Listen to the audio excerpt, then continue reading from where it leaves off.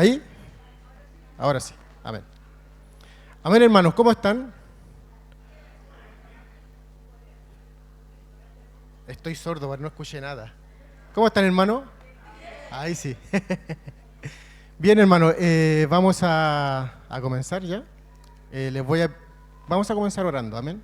Usted gusta si se pone en pie o se queda así. Lo importante es tener una actitud de reverencia ante nuestro Dios.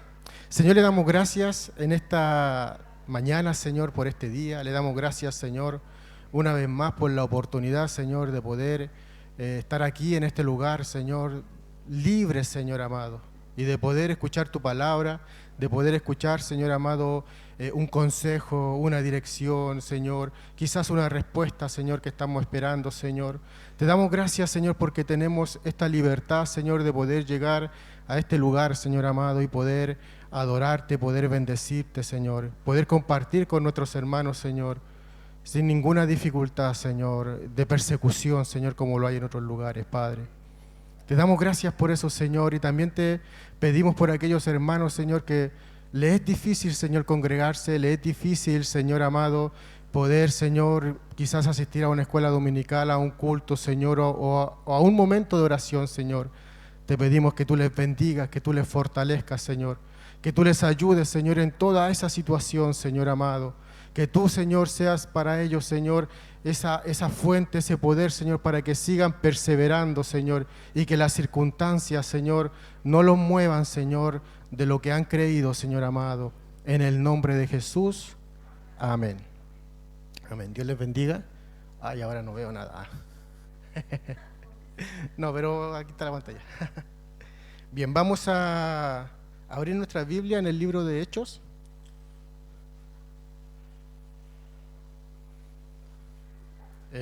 Voy a pedirle al hermano Jorge si me puede traer un vasito de agua, por favor. Gracias. Vamos a estudiar un poquito. Sí. Vamos a estudiar un poquito la historia de Pablo, ¿ya? Hechos capítulo 8. Espérense, a ver.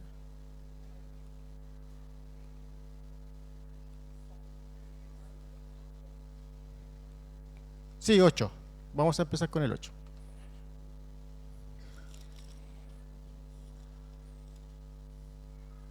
Son 11:15, me quedan 15 minutos. Amén. Dice así: y Saulo consentía en su muerte en aquel día. Y Saulo consentía en su muerte. En aquel día hubo una gran persecución contra la iglesia que estaba en Jerusalén, y todos fueron esparcidos por las tierras de Judea y de Samaria, salvo los apóstoles. Y hombres piadosos llevaron a enterrar a Esteban e hicieron gran llanto sobre él. Y Saulo asolaba la iglesia y entrando casa por casa, arrastraba a hombres y a mujeres y los entregaba en la cárcel.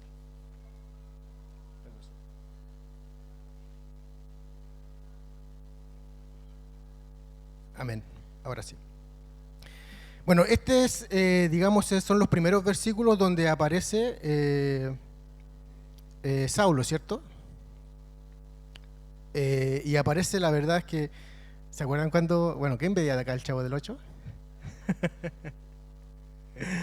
Cuando todos se quedan callados y el Chavo, el profesor Girafales decía así, como estaba en silencio y todo ese. Bueno, Saulo apareció así como, estaba todo funcionando bien con la iglesia, y entra Saulo a perseguir la iglesia.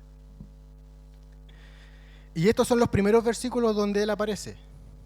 Ahora, ¿quién era Saulo? Saulo era de Tarso. Él estudió... Gracias.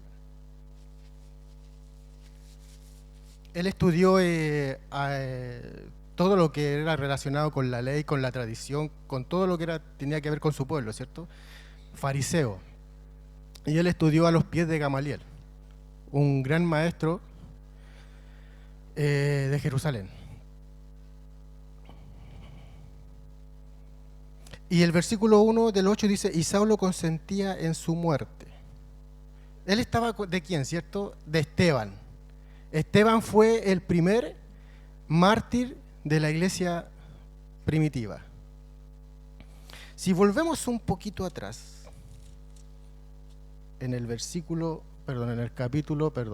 capítulo 7,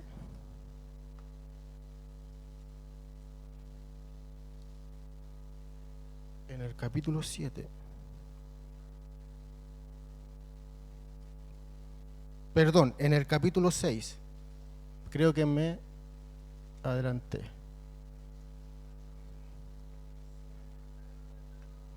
No, el 6, vamos a leer el 6, el 6:8, sí, el 6:8, dice: y Esteban, lleno de gracia y de poder, hacía grandes prodigios y señales entre el pueblo. Entonces se levantaron unos de la sinagoga llamados de los libertos y de Cirene, de Alejandría, de Cilicia y de Asia, disputando con Esteban, pero no podían resistir a la sabiduría y al espíritu con que hablaba. Entonces sobornaron a unos para que dijesen que le habían oído hablar palabras blasfemas contra Moisés y contra Dios, y solivantaron al pueblo, a los ancianos y a los escribas, y arremetiendo le arrebataron y le trajeron al concilio, y pusieron testigos falsos que decían: este hombre no cesa de hablar palabras blasfemas contra este lugar santo y contra la ley, pues le hemos oído decir que este Jesús de Nazaret destruirá este lugar y cambiará las costumbres que nos dio Moisés.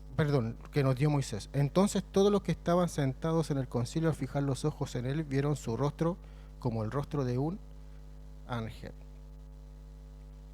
Bueno, acá vemos la historia de Esteban, un hombre que llamado por Dios, transformado por Dios, con una que tenía dos, no sé si son características, pero tenía dos cosas importantes. La gracia de Dios estaba sobre él, y había también de parte de Dios poder en él, y hacía señales y prodigios. Ahora vemos un contraste entre Saulo, perdón que haga esto, pero hay un contraste entre Saulo y Esteban, un hombre que había estudiado las Escrituras con un gran maestro, y a Esteban, un hombre que creyó en el Señor Jesucristo y que fue investido de gracia y de poder. Y si analizamos un poco las dos vidas, no a modo de competencia, ¿ya?, sino a modo digamos, de productividad, aunque no es la mejor palabra, pero vemos a un hombre religioso, celoso de sus tradiciones, con un corazón cerrado a cualquier otra cosa que, como dijo la hermana, que no fuera sabiduría humana, porque tenemos que entender que ellos interpretaban la ley, y muchas de esas interpretaciones eran humanas. ¿Se acuerdan cuando Jesús estaba comiendo con los discípulos? Y, oye, ¿por qué ellos comen con las manos sucias? ¿Se acuerdan de eso? Entonces ellos tenían mucha interpretación humana, y pensando que en esa interpretación estaban sirviendo y agradando a Dios. Pero vemos a Esteban, un hombre lleno de gracia y de poder, con una sabiduría que los fariseos, los escribas y todos los que estaban ahí en Jerusalén, los líderes religiosos, no podían rebatir. Cuando Esteban u otro de los discípulos ¿cómo se llama?, o creyentes, predicaban el Evangelio, la tarea que tiene ya la iglesia, no podían contra esa sabiduría, aunque ellos habían estudiado toda su vida. No podían rebatir lo que ellos estaban haciendo, y decían, y mucho menos podían imitar el poder que salía de ellos, ¿cierto? Porque ellos predicaban y ocurrían señales, ellos enseñaban y habían sanidades, había llenura, el pueblo sentía lo mismo que sentía cuando Jesús les predicaba: ¿quién es este hombre sus palabras provocan algo en nosotros. Sus palabras están llenas de autoridad y provocan algo en nosotros. No así, digamos, la religión que los fariseos podían enseñar. Entonces realmente había un hermano.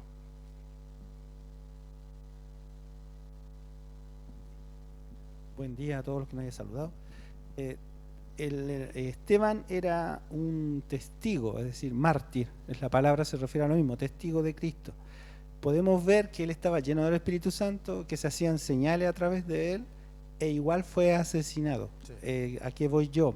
Tenemos que buscar, obviamente, la llenura del Espíritu Santo para ir por el mismo camino, pero hay corrientes del cristianismo de ahora que piensan que porque está alguien lleno del Espíritu Santo y todo, no va a ser tocado por ningún mal, por ninguna prueba. De ahí nace el enriquecimiento y nacen un montón de falsas doctrinas. Pero aquí tenemos que alguien lleno del Espíritu Santo, alguien que en nuestros días haría una campaña y se llenaría el Estadio Nacional, fue simplemente asesinado por hablar del Señor. Exacto. ¿Quiénes lo asesinaron? Gente que eran teólogos de su época, pero que usaban la teología para puestos políticos más que nada. Exacto. Por ende, la religión de ellos era muerta, no resistían lo vivo, y toda religión muerta, sea cual sea, incluida el judaísmo que ellos eran, son de Satanás y siempre van a estar opuestas al cristianismo, porque el cristianismo real es Jesús. Si no hay oposición, hay problemas, hermanos, tenemos que orar más. Amén. Amén, gracias, hermano. Sí, me gustó mucho algo que dijo, que la muerte nunca va a poder contra la vida. Por eso Jesús se pudo levantar de la vida. Ahora, me queda poco tiempo, pero igual lo voy a decir.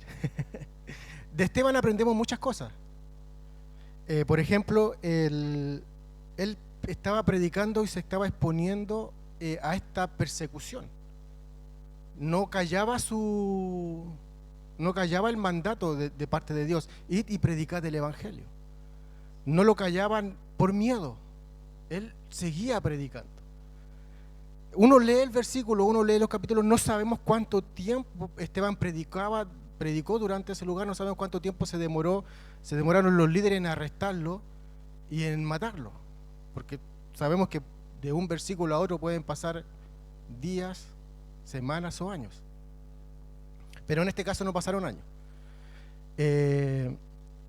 Y de Esteban tenemos muchas cosas que aprender. Él dejaba que el poder de Dios fluyera. Él le permitía a ese poder, a esa transformación de Dios, poder que fluyera en él para que sus emociones o sus miedos no lo retuvieran. Y él predicaba el evangelio. Y eso, por supuesto, le costó la vida. Pero mientras pasó todo esto, ya los líderes no tenían cómo hacerlo callar, y no tenían argumentos para hacerlo callar. ¿Saben que el pueblo actuó igual que Egipto? Que igual que Faraón. Porque cuando el pueblo de Dios empezó a crecer, Faraón dijo, no, a estos locos hay que matarlos. Llamen a las parteras, hay que matar a todos los bebés. Las parteras no hicieron caso. Ya, denle más trabajo para que no tengan más bebés. No funcionó. Faraón dijo, ya, matemos a los bebés de una, a los hombres. Acá lo mismo. Los líderes religiosos solivantaron. Esto significa que empezaron ¿cómo se llama? A cuestionar, incitar, sí, pero es otra palabra, en contra de Esteban, en contra de la iglesia, para que ellos pudieran de alguna manera tener el apoyo del pueblo. Empezaron a calumniar a Esteban. Y cuando ya lo arrestaron, lo tomaron, lo arrebataron y lo iban a apedrear, Esteban nos enseña algo. Dos cosas que yo por lo menos puedo ver acá. La primera es que la circunstancia no detuvo la comunión con el Señor. Él, cuando estaba siendo apedreado, él ora. La situación que estaba viviendo no lo detiene. No detiene su comunión con el Señor, esa comunión personal. Él ora. Y número dos, en esa oración le da lugar a la intercesión. Señor, perdónalos, porque no saben lo que hacen. sea, dos cosas que yo veo acá. La comunión con el Señor no se detiene por las circunstancias y siempre hay tiempo para interceder por lo demás. Dos cosas que yo encuentro maravillosas y que de alguna manera nos provocan algo en nosotros. Wow, Señor. Y me hacen analizarme, me hacen mirarme, como me miro y me veo reflejado, es como un espejo y digo, ¿estaré yo en esta condición? Si en medio de alguna angustia, de alguna dificultad, de algún problema, ¿es lo primero que hago? ¿Orar? Ahora, tampoco puedo comparar la situación de Esteban con la mía, ¿cierto? Porque él estaba a punto de partir de este mundo. A lo más nosotros podemos tener problemas naturales, ¿cierto? No sé, hermano, cómo voy a pagar la luz, cómo voy a pagar el agua, cosas naturales, y a veces nos angustian. Pero este hombre estaba en una situación difícil y se dio el tiempo de orar y de interceder. Dos cosas maravillosas. Y aquí se encontraba Saulo en esta escena. En el 7:58 me parece que es, 7:54. Y aquí aparece Saulo. 7:54.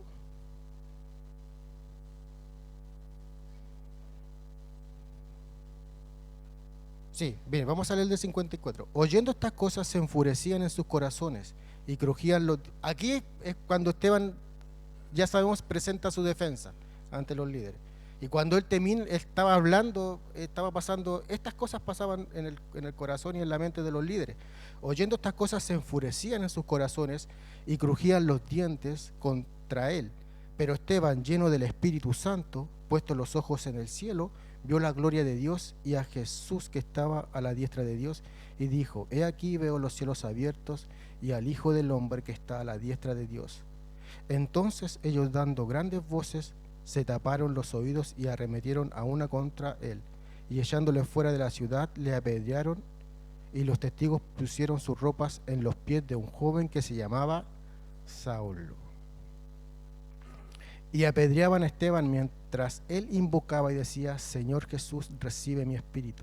Y puesto de rodillas, clamó a gran voz, Señor, no le tomes en cuenta este pecado. Y habiendo dicho esto, durmió. Aquí está Saulo, guardando la ropa, cuidando la ropa de aquellos que estaban apedreando a Esteban. Y toda esta situación fue la que Saulo, un hombre, digamos, estudiado en la ley de Dios, estudiado en las tradiciones de Dios, vio un problema. Él vio un problema acá. Dijo, si nosotros... Estoy como usando un sentido común. Yo creo que él tiene que haber visto, este es un problema, dijo. Si nosotros permitimos que esto siga avanzando, nuestras tradiciones, nuestra religión se va a ver afectada. Porque Dios no tiene hijos.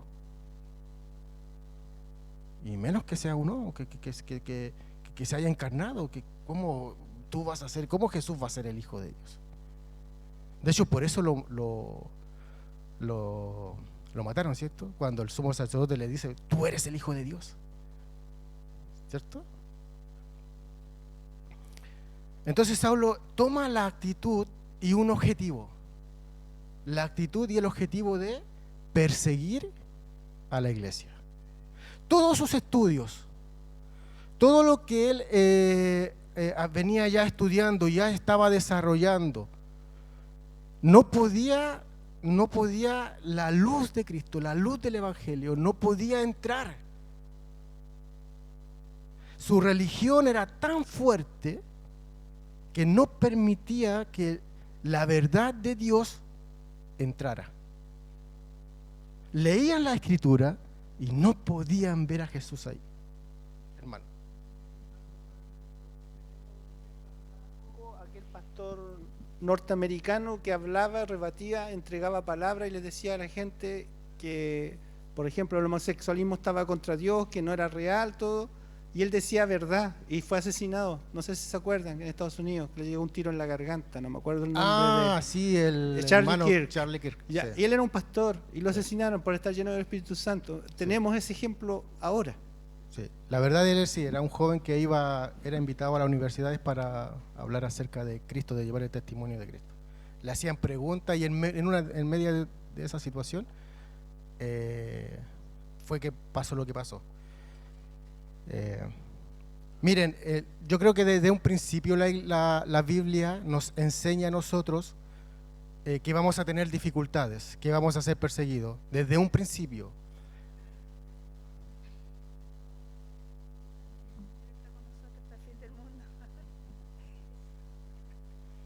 Ya.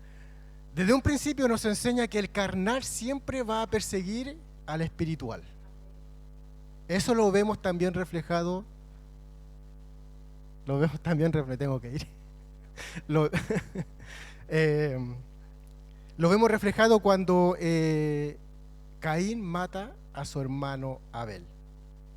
El carnal no entiende, el natural no entiende las cosas que son del espíritu. Y como no la entiende, su reacción es agresiva y te elimina.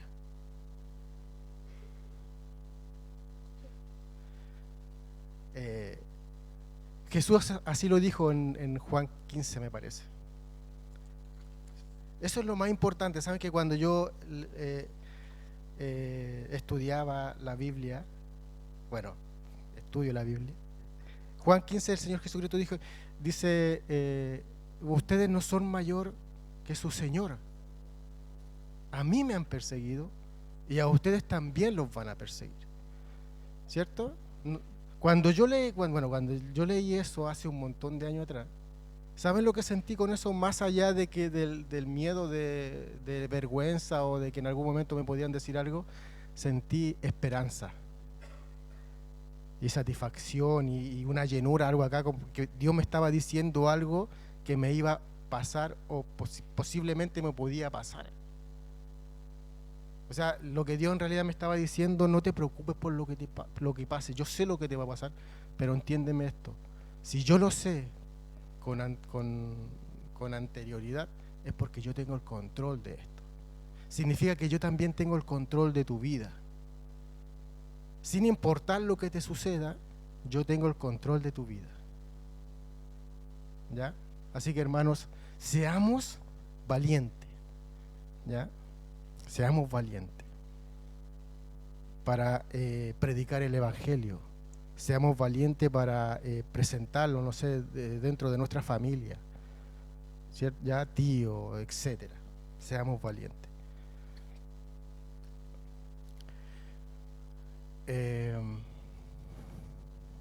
Bien, vamos a pasar al siguiente punto. El celo religioso. Hechos capítulo 9.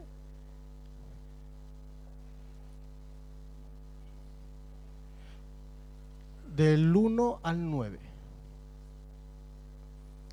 Hasta aquí nosotros pensamos que si nosotros conocemos la Biblia, lo sabemos lo que va a pasar después con Saulo, pero si nosotros la estuviéramos leyendo por primera vez, o estuviéramos viviendo en ese tiempo, o nos trasladáramos a ese tiempo viviendo los hechos por los hechos, que nos dice aquí el libro de los Hechos. Y vemos a un Saulo que consentía en la muerte de Esteban, que guardaba la ropa, que fue a los líderes de Jerusalén y les pidió carta porque él se iba a encargar de terminar la iglesia. Él se iba a encargar de poder terminar con esta amenaza para ellos. ¿Ya?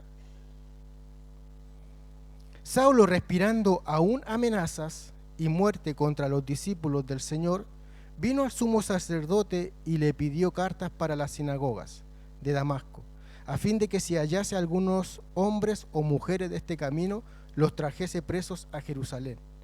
Mas yendo por el camino, aconteció que al llegar cerca de Damasco, repentinamente lo rodeó un resplandor de luz del cielo, y cayendo en tierra oyó una voz que le decía: Saulo, Saulo, ¿por qué me persigues?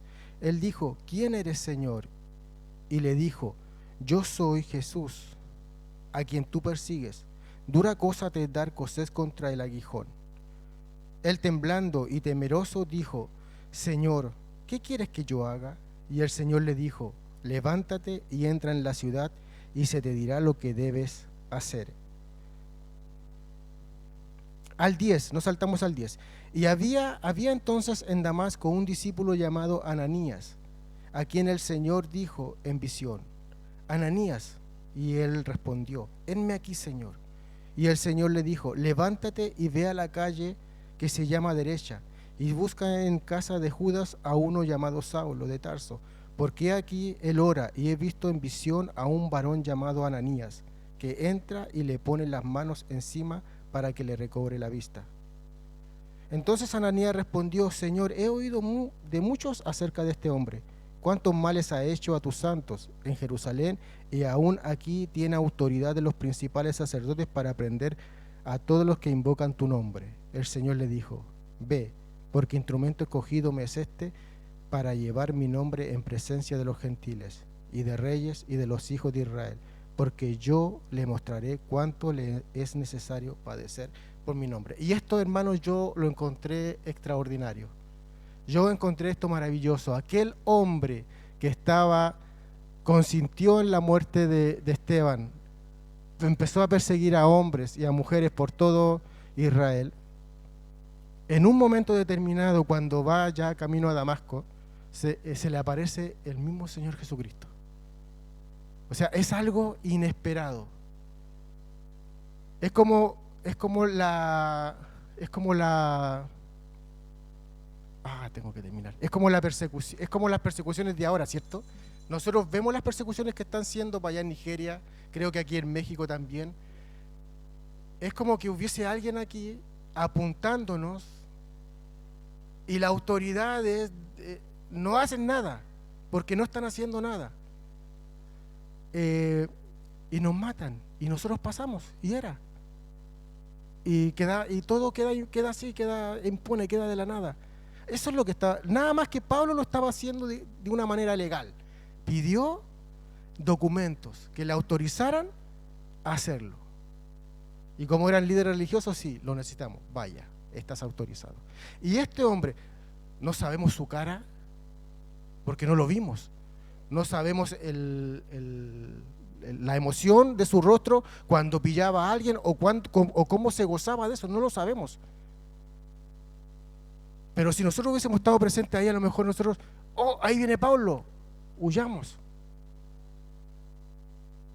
¿Cierto? Porque me van a llevar preso. Simplemente por creer en el Señor Jesucristo.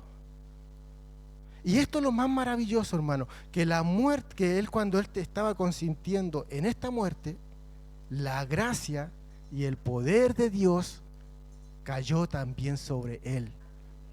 Lo que él estaba persiguiendo, se le dio la oportunidad de recibirlo. Eso yo lo encuentro maravilloso, hermano, porque nosotros no sabemos quién puede ser. Tal vez puede ser ese vecino que me molesta todo el año. Tal vez puede ser el compañero que me persigue por ser cristiano, que me molesta o que me avergüenza por ser cristiano. No lo sabemos. La gracia de Dios actuando en Pablo, en Saulo. Ahora, yo creo que Saulo sí amaba a Dios, pero de una manera errónea. Que cuando él lo ve, él reacciona: eres tú, Señor. Realmente lo que se predicaba era así, solo que yo estaba errado. Y Dios le dice: levántate, entra a la ciudad. Ok, yo entro y voy a la ciudad. Ok, yo voy a esperar las instrucciones. Realmente era un hombre que amaba a Dios, pero lo estaba amando de una manera errónea. Y la gracia de Dios cae sobre él. Qué maravilloso. Qué maravilloso lo que hace el poder de Dios, el amor de Dios. Y con esto termino, porque a las 11:20 hay que terminar. con esto termino. ¿Se acuerdan cuando Dios llama a Jeremías? Y le dice de cuándo lo llamó y de cuándo lo había separado. Qué maravilloso, hermano, saber que Dios, no sé a qué edad te convertiste, pero Dios ya te había escogido de antes. Dios ya te había dado un propósito de antes. Y eso, hermanos, da una esperanza y una fe y una confianza en el Señor, que yo creo que deberíamos guardarla. Señor, realmente no lo estaba viendo, pero realmente tú me amas. Realmente tú me amas. Entonces, ayúdame, Señor, a ser como estos hombres, que a pesar de las circunstancias hicieron lo bueno. O sea, a pesar de las circunstancias no se cansaron. A pesar de las circunstancias siguieron hasta el último, obedeciendo y teniendo comunión contigo. Qué maravilloso es el Señor. Amén. Amén. Vamos a... Dios le bendiga. Ustedes pueden seguir leyendo. De aquí ya sabemos que Pablo se convierte y Dios hace maravillas con él. Voy a pedir a la hermana Isabel. Ella va a terminar la oración y la ofrenda, ya que yo me tengo que ir. Dios le bendiga, hermano. Amén. Amén, hermano. Hermano Eri está en la obra, por eso se tiene que ir, así que, y por eso estaba un poquito nervioso, porque ya estaba atrasado, ¿ya? Hermanos, recordarles de que el Señor en su palabra nos dice que todos vamos a ser perseguidos, de una o de otra forma, ¿cierto? Pero ¿qué nos dice Él?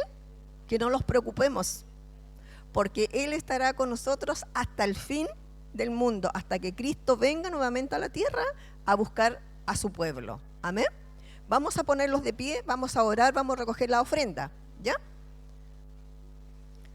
Bendito Señor y Padre nuestro, te damos gracias por esta oportunidad que tú nos has brindado, Señor, de ser hijos tuyos un día más, Padre Santo, porque solamente por tu misericordia y tu gran amor, Señor, tu esperanza, Señor, bendito, estar, Señor, bendito, sentada a la diestra de tu Padre, Señor, bendito, intercediendo por cada uno de nosotros, Señor, bendito, hasta que tu Hijo Jesucristo venga nuevamente a la tierra a buscarnos, Señor. Bendecimos, Señor, a tu pueblo, Padre Celestial, bendecimos también la ofrenda recibida, Señor. Bendice, Señor, todo lo que se hará esta mañana, Señor. La honra y la gloria sea solamente para ti, Señor. Toca los corazones de las visitas, Padre Santo. Escudriña nuestras mentes, Padre Celestial, porque un día, Señor, estaremos cara a cara contigo, Padre Celestial. En el glorioso nombre de tu Hijo Jesucristo. Amén y amén.